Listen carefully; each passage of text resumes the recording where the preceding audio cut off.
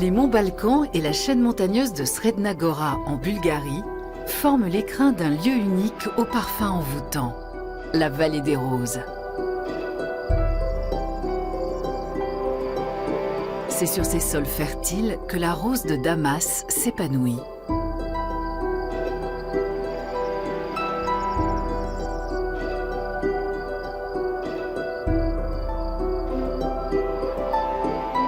Le pays le plus pauvre de l'Union européenne peut s'enorgueillir d'extraire l'huile essentielle la plus onéreuse au monde. Une huile destinée aux grands parfums.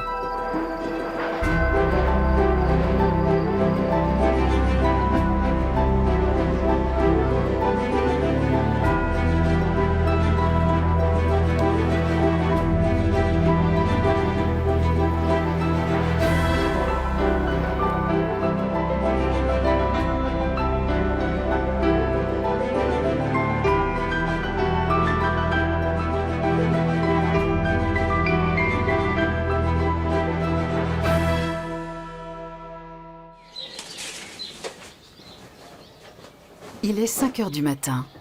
Radka Stefanova s'apprête à partir. Son mari et ses 2 enfants dorment encore.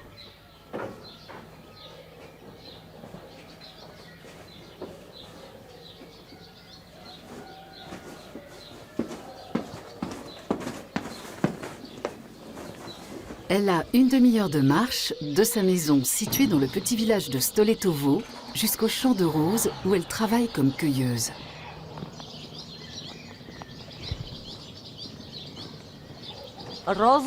Le mot « rose » évoque instantanément la Bulgarie. C'est mon pays, ma patrie, ma famille, même si la vie ici n'est pas facile tous les jours. La rose est le symbole de la Bulgarie.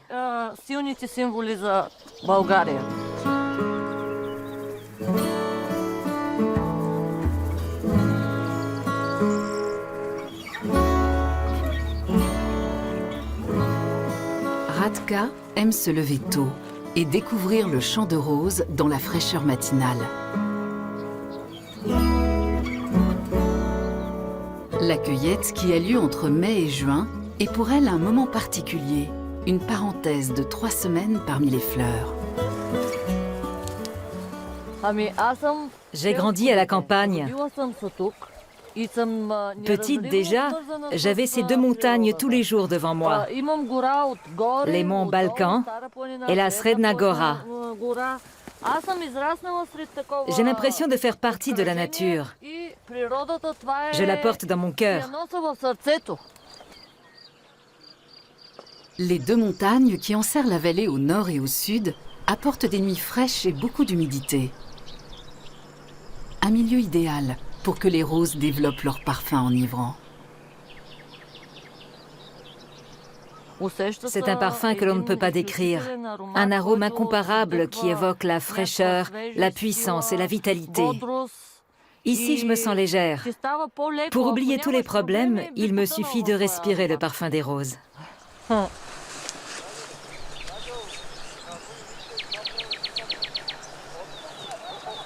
Radka cueille les fleurs à leur base. Elles ne doivent être ni trop écloses, ni trop fermées. En cueilleuse aguerrie, Radka sait exactement lesquelles laisser pour les jours suivants. Elle a des années d'expérience, même si cela ne lui rapporte pas plus d'argent. Je suis une enfant du pays. J'ai grandi au village et je ne suis pas une femme gâtée qui fait des manières. Je suis habituée à vivre à la campagne et les difficultés ne me font pas peur. La récolte des fleurs n'est qu'une activité temporaire et j'ai du mal à ne travailler qu'une partie de l'année. Cueillir des roses n'est pas mon métier, c'est juste un emploi saisonnier.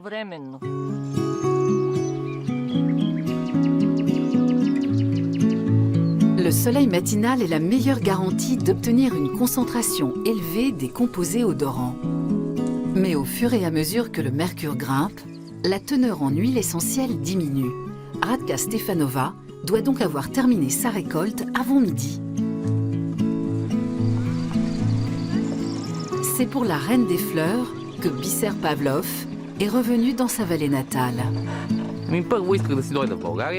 J'étais parti vivre à l'étranger et j'ai décidé de revenir en Bulgarie. Des amis m'ont conseillé de me reconvertir dans les roses.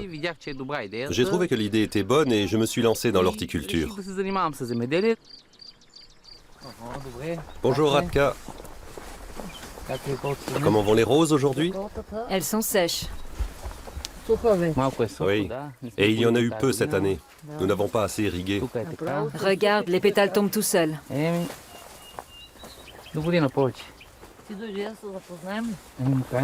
Bisser a vécu de nombreuses années en France, mais ne se voyait pas d'avenir dans l'Hexagone. Ici, il cultive des roses et possède ses propres champs. J'aime mon pays. J'aime le calme qui y règne. J'aime travailler dans l'horticulture. Et j'ai pris conscience ces dernières années qu'il y avait aussi moyen de gagner de l'argent. Ici, je peux atteindre les objectifs que je me suis fixés.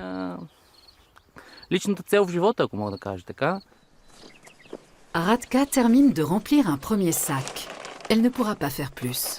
En temps ordinaire, à la mi-journée, elle en a rempli 3, parfois même 4. Mais aujourd'hui, la récolte est terminée dès 10 heures.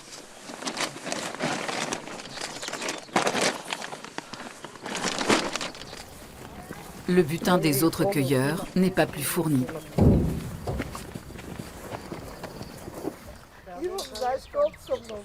Tous sont payés au poids. Le kilo rapporte un lef, soit 50 centimes d'euros.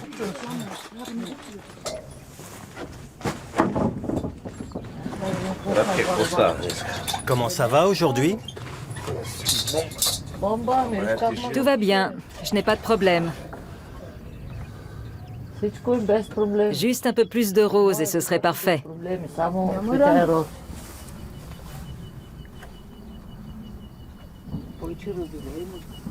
Ça te fait 14,5 kg. D'accord. Après 5 heures de travail, Radka rentre chez elle avec l'équivalent de 7 euros en poche.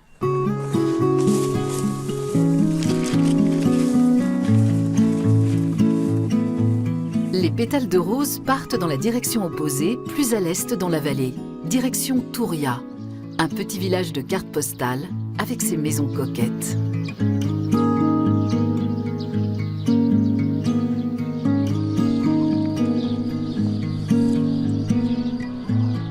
Touria abrite la distillerie d'Alexander Draganov. C'est ici qu'arrivent les roses que Radka a cueillies ce matin. Ancien viticulteur reconverti dans l'huile essentielle de rose, Alexander Draganov est le propriétaire d'une des 39 distilleries de la vallée. Elles viennent d'un autre champ de roses? Non, ce sont celles d'hier soir. La rose revêt une signification particulière à mes yeux. Ce n'est pas simplement du négoce. C'est l'une des fabuleuses beautés naturelles auxquelles la Bulgarie doit sa renommée mondiale.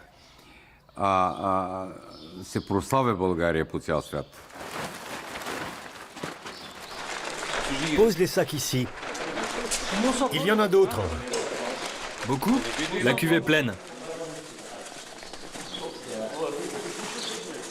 Pour produire un seul litre d'huile essentielle de rose, il faut environ 3,5 tonnes de pétales. Le processus de distillation est simple. Les pétales de rose sont chauffés avec de l'eau dans une cuve. La condensation de la vapeur permet de recueillir, après décantation, la précieuse huile ainsi que l'eau de rose.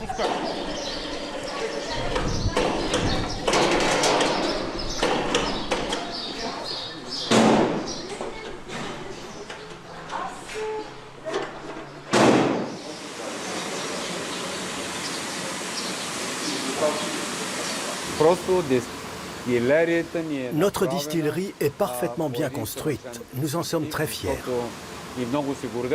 Nos partenaires commerciaux, qui sont français, nous ont dit qu'ils avaient rarement vu une installation aussi moderne en France. Ici, tout est inoxydable et la vapeur passe par des appareils adoucisseurs d'eau. Les instruments de mesure sont d'une grande précision. Mais le succès dépend de chacun de nous. Ici, nous travaillons tous ensemble, pas chacun pour soi.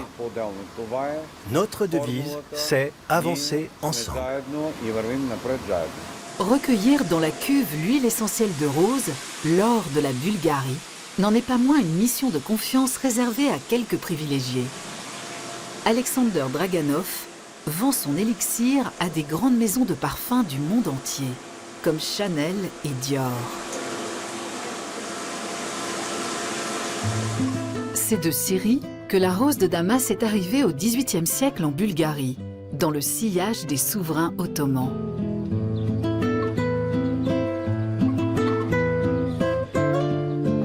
Les roses ne sont pas les seules à s'épanouir sur ces sols fertiles. La vallée offre aussi des conditions idéales à la culture du coquelicot et de la lavande.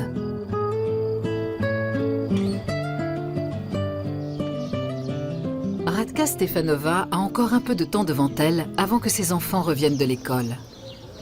Radka ne travaille que le matin et son activité ne lui rapporte pas beaucoup. Elle a déjà tenté la cueillette des fraises en Allemagne, le temps d'une saison. Partir à l'étranger représentait un défi personnel pour moi. D'abord pour voir ce que je pouvais gagner et comment je pouvais subvenir aux besoins de ma famille. Mais aussi pour savoir si je pouvais vivre dans un autre pays, avec d'autres gens.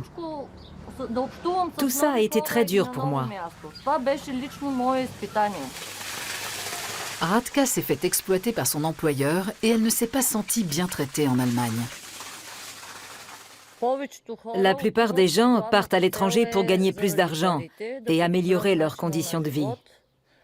Ils cherchent en vain des perspectives professionnelles, mais pour cela, ils sont obligés de partir et d'accepter une nouvelle culture, un nouveau pays.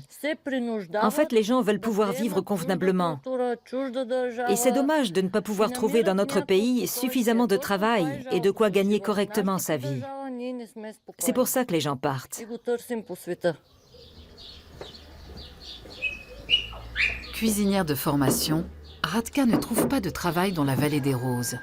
Son mari gagne un peu d'argent de ci de là sur les chantiers, mais pas question pour Radka de partir. Le couple a hérité de la maison des parents. Son pays, sa famille, sont désormais plus importants que l'argent à ses yeux.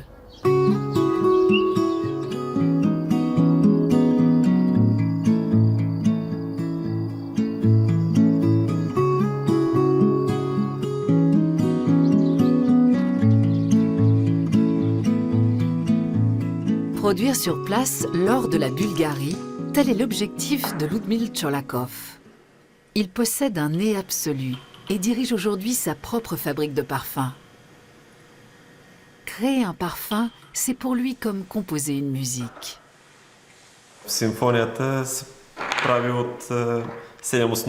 Une symphonie se compose de 7 notes principales, qui en se combinant d'une certaine façon, produisent une mélodie. C'est la même chose en parfumerie, sauf qu'un jus ou un parfum peut contenir entre 300 et 400 notes.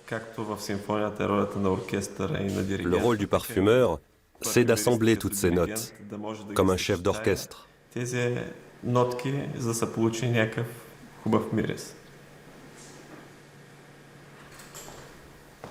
Sa femme Marina a la primeur de ses créations.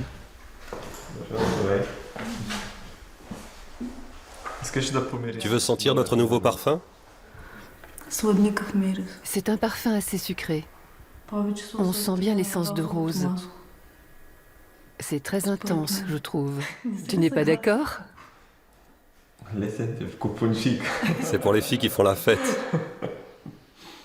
Un parfum de vacances. C'est très agréable. On sent la nature, les fleurs après la pluie.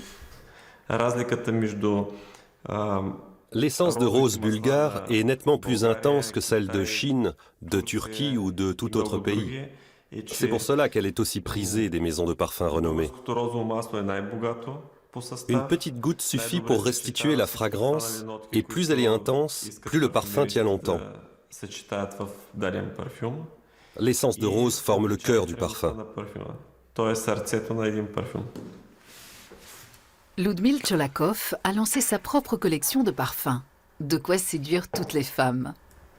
Когато съм в добро настроение, предстои лятна ваканция, мисля за Quand je suis de bonne humeur et que les vacances d'été approchent, плаж и je pense à des plages exotiques et à des brésiliennes affriolantes. Когато правим аромат, който е на да мирише на Pour море, créer un parfum qui évoque la mer et les arômes de fruits exotiques, екзотични nous employons des notes florales sucrées. нотки в него, в съчетание с C'est ce qui permet d'obtenir une fragrance estivale. цветисти аромати. Естествено, това е аромат, който е летен. Pour ses compositions, Ludmil a besoin de la note dominante parfaite.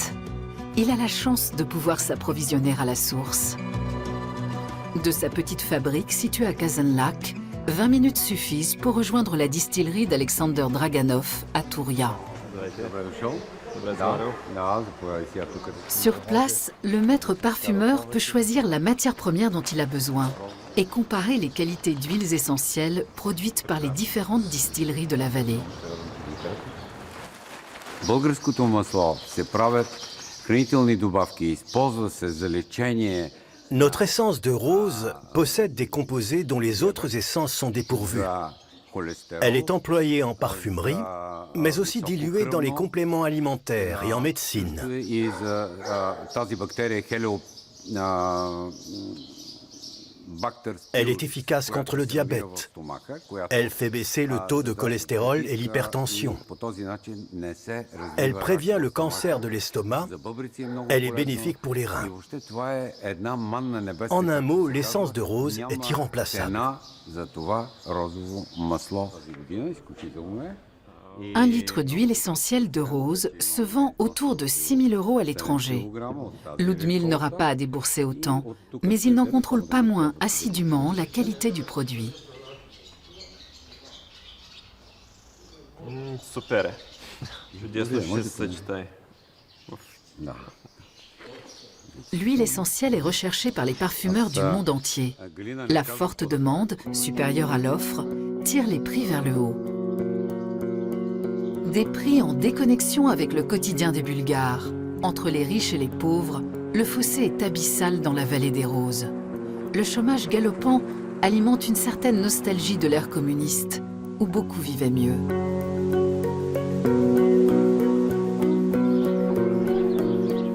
Les plus pauvres d'entre les pauvres appartiennent souvent à la minorité rome. Ils vivent en marge de la société. Beaucoup se sentent discriminés, mis au banc, abandonnés par la classe politique. Ils ne s'identifient pas à la fierté bulgare.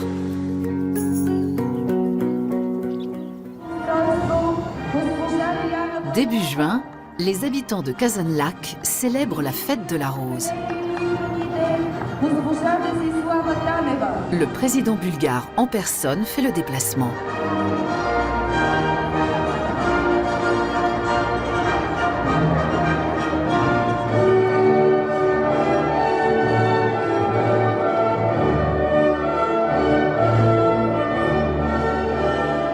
L'élection de la Reine des Roses et le défilé haut en couleurs constituent les moments forts de la fête. Des festivités auxquelles les Roms ne participent pas.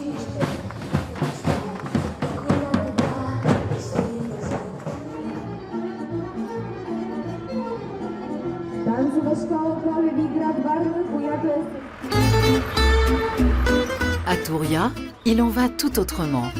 Ici, tout le monde travaille ensemble.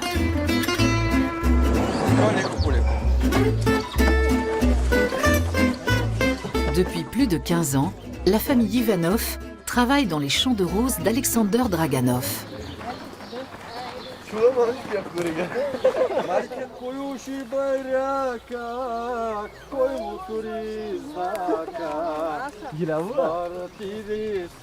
Hassen et les siens comptent parmi les cueilleurs les plus rapides de la vallée.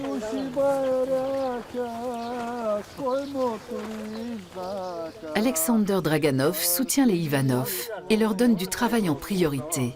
Il sait qu'il peut compter sur eux. Comment vas-tu? Ça va? Bonjour. Il y a des roses aujourd'hui? Oui, je suis contente. Comment allez-vous, les amis? Bonjour, toi. Tu es travailleur, dis donc. Il faut bien. Aujourd'hui, les Ivanov viennent en famille car c'est dimanche. Mais en semaine, Asen Ivanov tient à ce que ses enfants aillent à l'école. Si mes enfants ont une meilleure formation, alors ils auront une meilleure vie que nous. En Bulgarie, mais aussi en Europe. Ça ne pourra aller mieux en Bulgarie et en Europe que si l'éducation des enfants s'améliore. Je ne sais pas pourquoi les autres Roms ne veulent pas travailler ou ne se sentent pas bien traités dans la vallée des Roses. Nous n'avons presque aucun contact avec ces gens-là. Je tiens à ce que notre famille travaille, qu'elle ne mendie pas et soit honnête. Chacun est responsable de soi-même. Les Ivanov ont la chance d'être employés par Alexander Draganov tout au long de l'année. Il y a toujours à faire ici, y compris en dehors de la saison des roses. Grâce aux revenus de son travail, la famille a réussi à s'ouvrir des perspectives.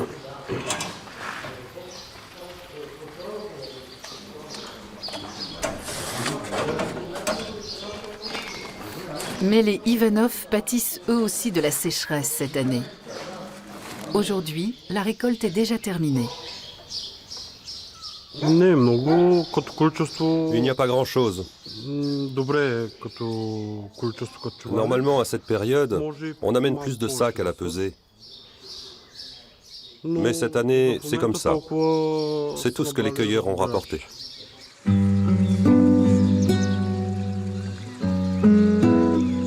Les conditions météo n'ont pas été favorables aux cueilleurs et aux producteurs de roses. Un printemps froid, un ensoleillement trop faible et des précipitations insuffisantes pendant la récolte ont entravé la croissance des rosiers et le développement des fleurs. La plupart des producteurs n'ont pas les moyens de se doter d'un système d'irrigation. Les pétales sont tous secs aujourd'hui. Regardez, cette fleur est fanée. Nous n'avons pas eu de pluie ces derniers temps. Et vous voyez dans quel état sont les roses. C'est très dur en ce moment de cueillir des roses. Ça ne rapporte pas suffisamment. Pour les producteurs non plus, ce n'est pas bon. Nous formons une chaîne tous ensemble. Et la chaîne est brisée.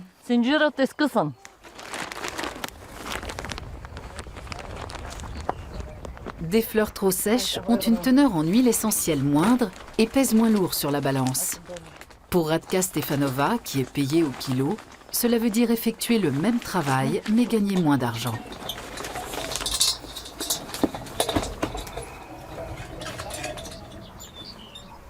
Regarde combien tu as. Je ne vois pas, dis-moi. 7,5 kg. D'accord.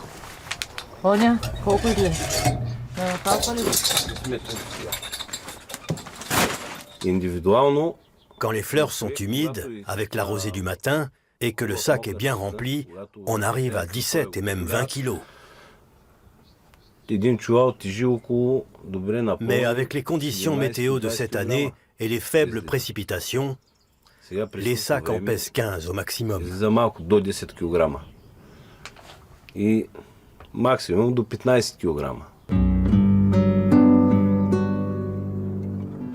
Pour le producteur Bisser Pavlov aussi, la saison est très décevante.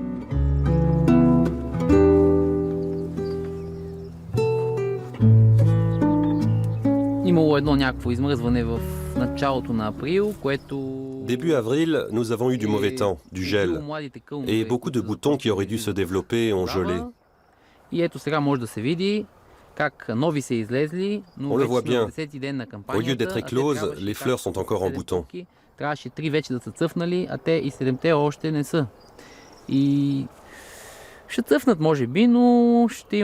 table sur un rendement de 50 à 60% inférieur à celui de l'année dernière.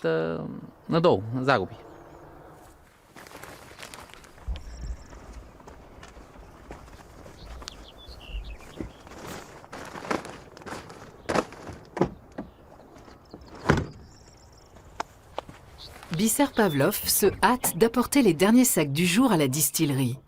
Pour lui, chaque kilo de pétales compte. Garantir son indépendance en tant que producteur pour les années à venir est son principal objectif.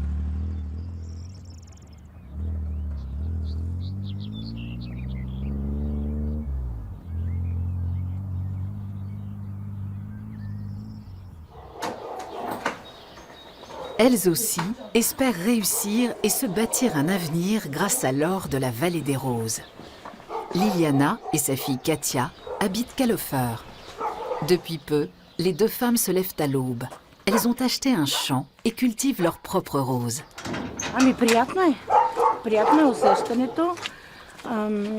C'est un sentiment merveilleux de se rendre dans son propre champ pour y travailler.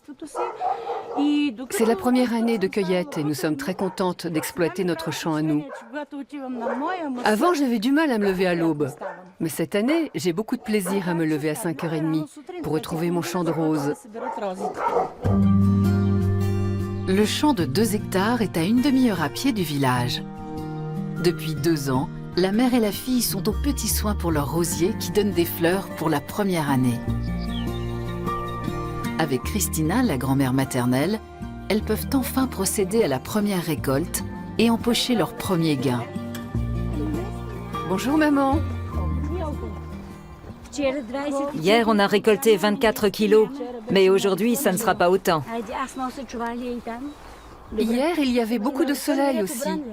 J'ai apporté des sacs, ils sont là-bas.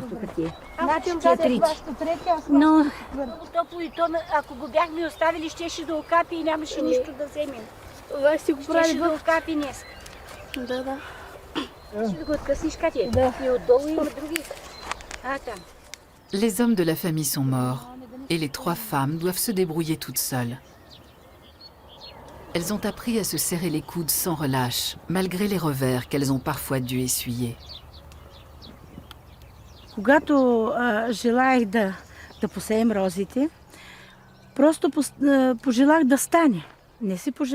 L'année où nous avons planté les boutures, j'ai prié pour que ça se passe bien.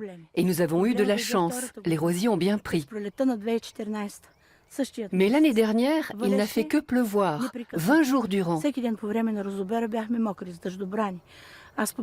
Nous avons perdu beaucoup de rosiers. Et naturellement, nous avons dû en replanter d'autres.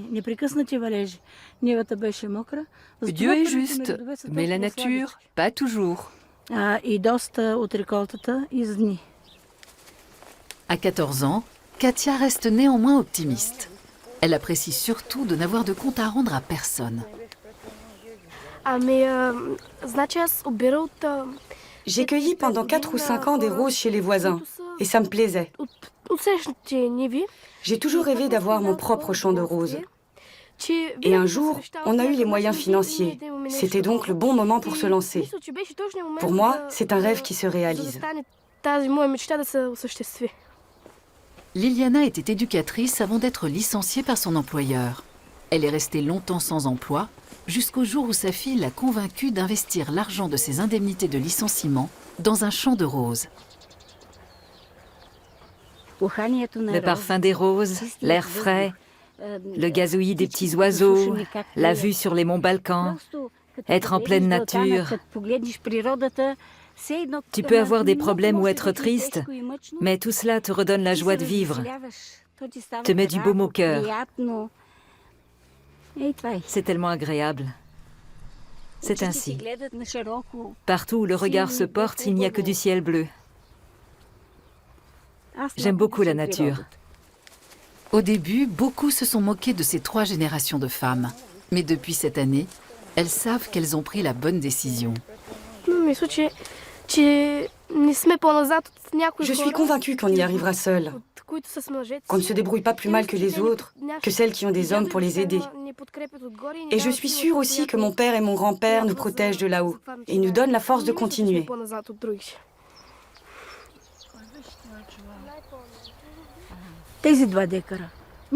Ces 2 hectares suffisent pour une personne, pas plus, je pense. Mais j'en aurai le cœur net d'ici 2 ans seulement, quand mes rosiers seront aussi grands que ceux des champs à côté. Je ne suis pas sûre que ma mère pourra continuer de nous aider, vu son âge. C'est pour cela que je ne compte que sur ma fille et sur moi-même. Je pense que cela sera suffisant pour subvenir aux besoins de ma famille.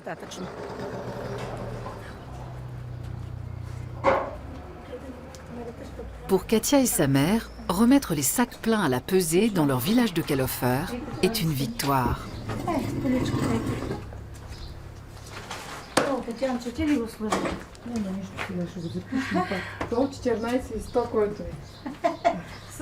La première année de récolte ne sera pas un franc succès, mais pas de quoi entamer leur morale. Les femmes ne s'étaient pas fixées de grands objectifs. Pouvoir récolter est déjà une satisfaction en soi.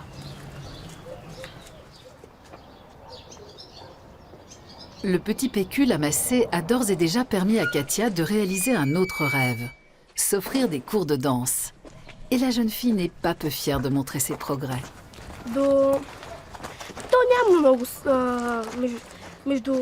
Cueillir les roses et danser sont deux activités qui n'ont rien à voir entre elles. Mais elles me procurent la même émotion. Elles me donnent toutes les deux la joie de vivre.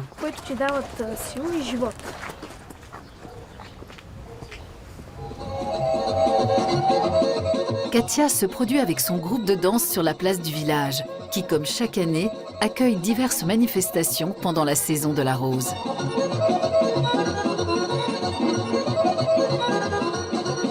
Pour l'occasion, on a construit une estrade où plusieurs ensembles montrent leur savoir-faire. C'est au tour de Katia de montrer ce qu'elle a appris.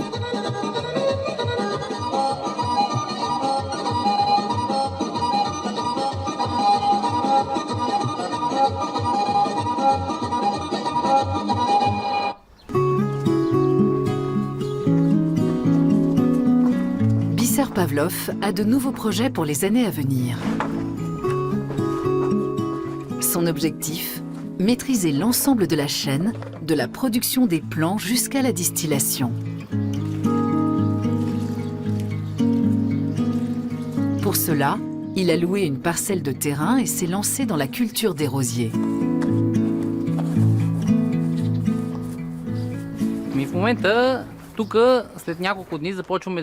C'est un peu le fouillis, mais nos boutures sont dans les bacs et nous les préparons pour l'année prochaine.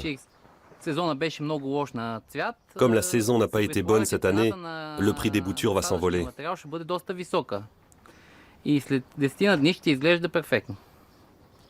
Bisser Pavlov ne s'est pas contenté d'investir dans les boutures.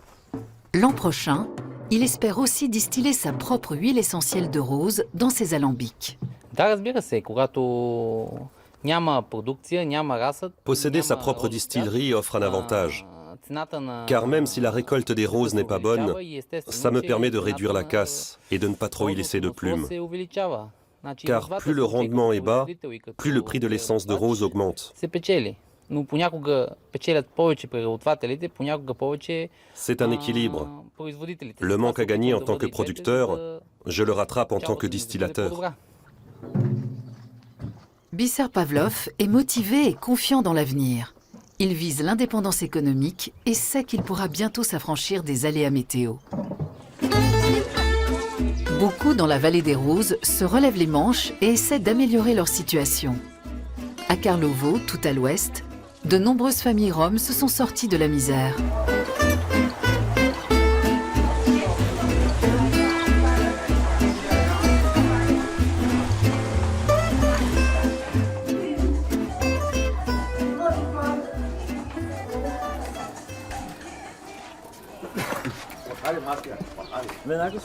C'est ici qu'habitent Hassan Ivanov et sa famille. Ils sont de retour de la cueillette des roses, dans leur quartier où les familles vivent dans des maisons en dur et ont le plus souvent une activité professionnelle régulière.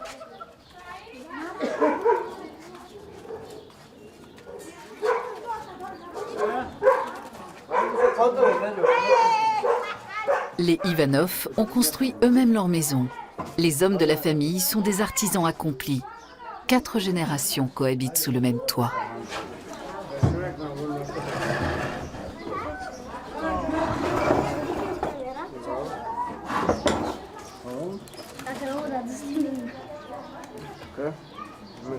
Une famille unie et soudée, c'est ce qui compte le plus pour les Ivanov.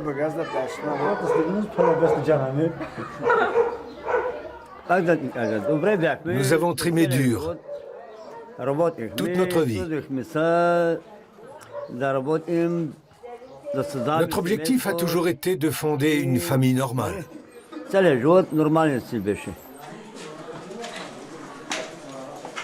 Les Ivanov vivent désormais dans une certaine aisance, ce qui est plutôt inhabituel pour des Roms en Bulgarie.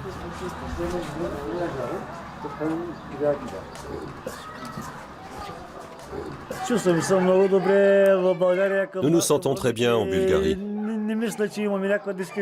Nous n'avons pas l'impression d'être humiliés ou opprimés. Nous ne sommes pas intégrés, mais pas discriminés non plus. La famille vit ici depuis plus de 50 ans. Aucun de ses membres n'a encore quitté la vallée des Roses.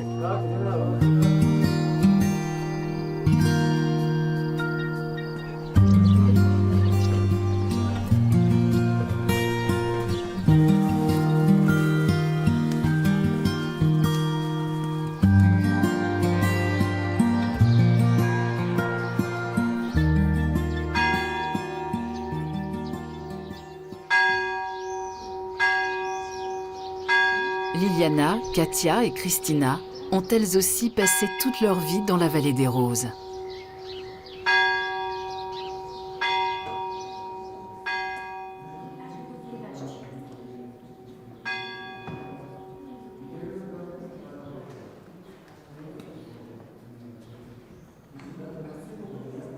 Chaque semaine, les trois femmes vont prier dans la petite église russe orthodoxe de Kalofer pour leurs roses et pour les hommes de la famille défunt.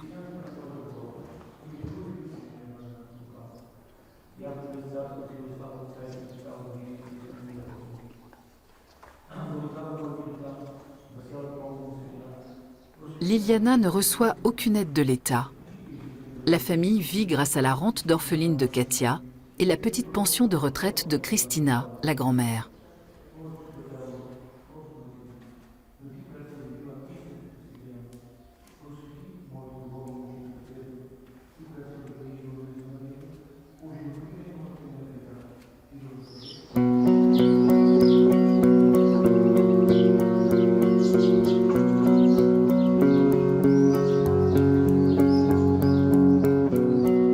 Leur première récolte était loin d'être fournie, mais elles sont contentes.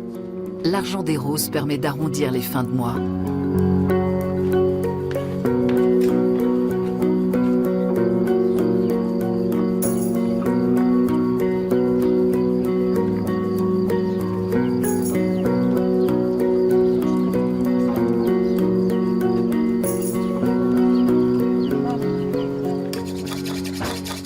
Depuis 10 ans, Katia grandit sans son père, décédé d'une maladie cardiaque.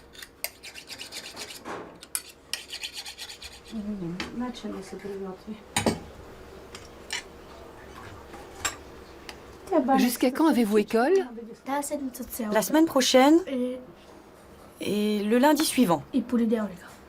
Après les vacances d'été, Katia rentrera au lycée en ville. Avec l'argent des roses, Liliana a les moyens de lui payer le transport en car et même une petite chambre. Et elle est convaincue que les roses leur apporteront encore beaucoup.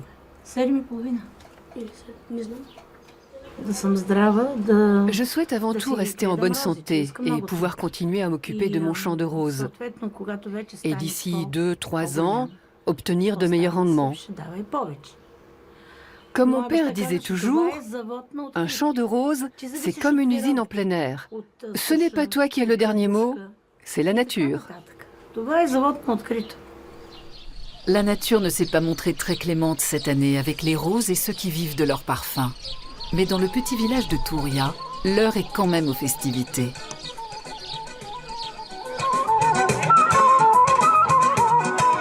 Alexander Draganov a invité cueilleurs et producteurs de roses, amis et connaissances.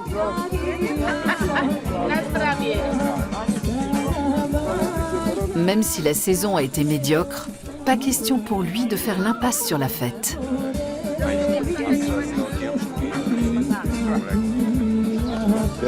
Radka et sa famille sont venus, tout comme Hassan Ivanov et les siens.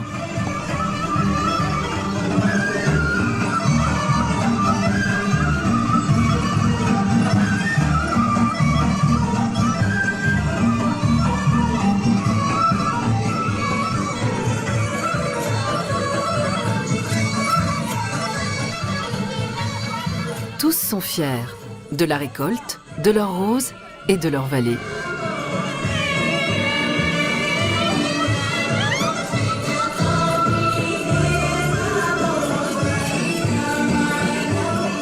Les roses font vivre les habitants de la vallée, mais apprennent aussi leur culture et leurs traditions.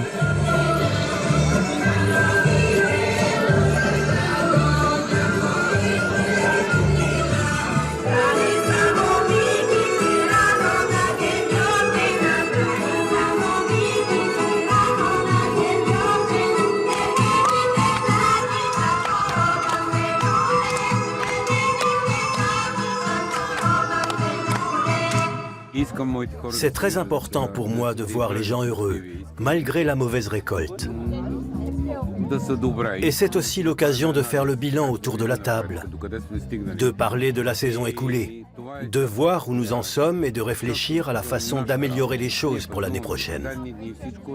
Cette fête traditionnelle est le prolongement de notre travail. Elle marque la fin de la récolte des roses. Alexander a commandé une surprise pour ses invités, des koukéris, des hommes masqués qui, avec leur apparence effrayante et leur ceinture de cloches tonitruantes, sont censés faire fuir les esprits maléfiques.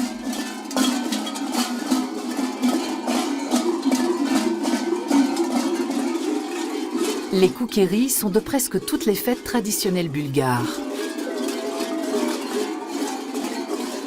Armés d'un bâton de bois, le phallos, ils chassent aussi la mauvaise fortune.